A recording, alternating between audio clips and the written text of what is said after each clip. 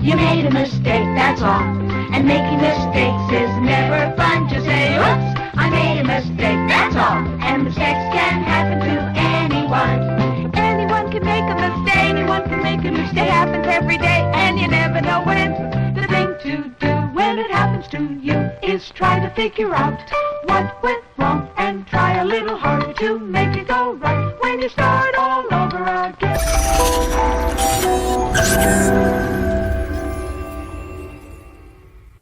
Welcome back, everybody. Duane Thompson, your food entrepreneur's mentor, back again.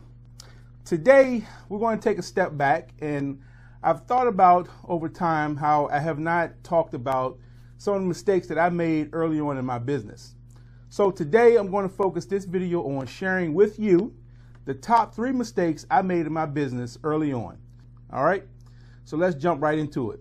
So mistake number 1, not having a business mentor to work with. Yes, that was my first mistake, and that's why that made it number 1 on my list. Because when I first started my business, I was very inexperienced, didn't know what I was doing in the food business, trying to go it alone, and didn't really understand the mistakes that I was making and how to overcome them. So what I figured is the first thing that I should do is find someone who is already working in the business for some time and who had been pretty much experienced in the business enough that I could learn from their failures. So I set out to find a business mentor, someone I trusted and respected. Having a good business mentor can easily be the difference between failure and success of your food business. The benefits of having a mentor are all too often underestimated. Any entrepreneur that tells you having a mentor isn't helpful has simply never found the right mentor. The right mentor will have an exceedingly positive impact on your private life as an entrepreneur and the performance of your business.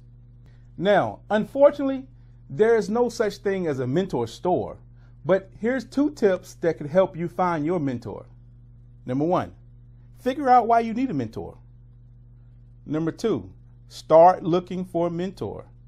You can look at places like networking events, social media, or just ask for recommendations. So a last word on working with a mentor. Once you find someone that fits your profile, the relationship may turn into a great friendship, but it should always be remembered that a mentor is there to make your business better. So there may come a time when they'll need to show you some tough love and occasionally tell you exactly how it is, even if they have to uncover some unpleasant truths in the process. Okay, so start looking for your mentor today. Now, I know some of you may not be so comfortable in looking for a mentor or even know what questions that you need to ask them. So I've taken the time and developed a list of 10 questions on what to ask a mentor or someone you're looking to mentor you. If you want this list, I'll send it to you free of charge. I'll email it to you, no problem. Just send me a comment below and I'll get right back to you, okay? So mistake number 2 is writing my business plan too long or just being too broad. After writing my 60-plus page original business plan / novel, I realized it would be virtually impossible to work every detail angled in my business, and I became overwhelmed with trying to compare what I was actually doing to my business plan. So I eventually just abandoned the plan altogether and went on without my roadmap. Big mistake.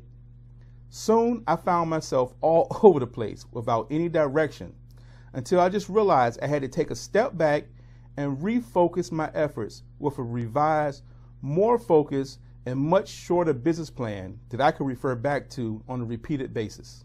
A business plan is a living document and by nature designed to change. It does not need to be a very long document at first. Sure, you'll need to plan out your product offerings and some financials, but just don't overthink it.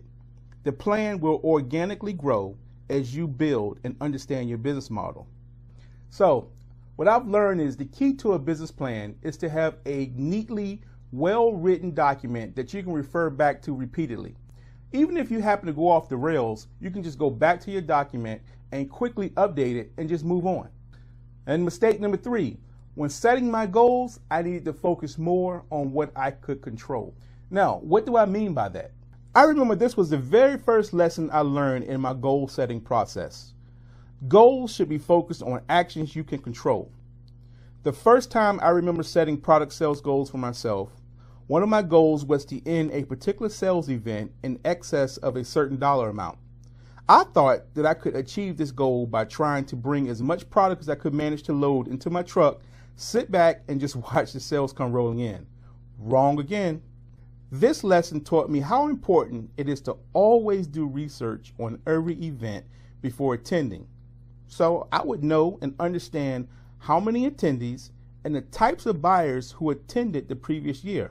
Also, I learned to pay close attention to variables like if the customer had to pay a cover charge, or if there was a mandatory fee to attend a particular event that I was thinking about showcasing our products at, because a customer would be less likely to pay additional money for vendor products and more inclined to sample. So, by researching and planning all of the event details before me making a commitment to be there, I learned to focus on what I could control first, and that allowed me to set realistic sales goals. So that was a real quick overview of 3 mistakes that I made earlier in my business. Hopefully, the solutions that I came up with can help you just avoid the mistakes altogether, or if you're going through something now, hopefully it'll help.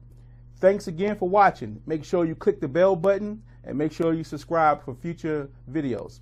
As always, I look forward to using this platform to minimizing your learning curve. I'll see you next week.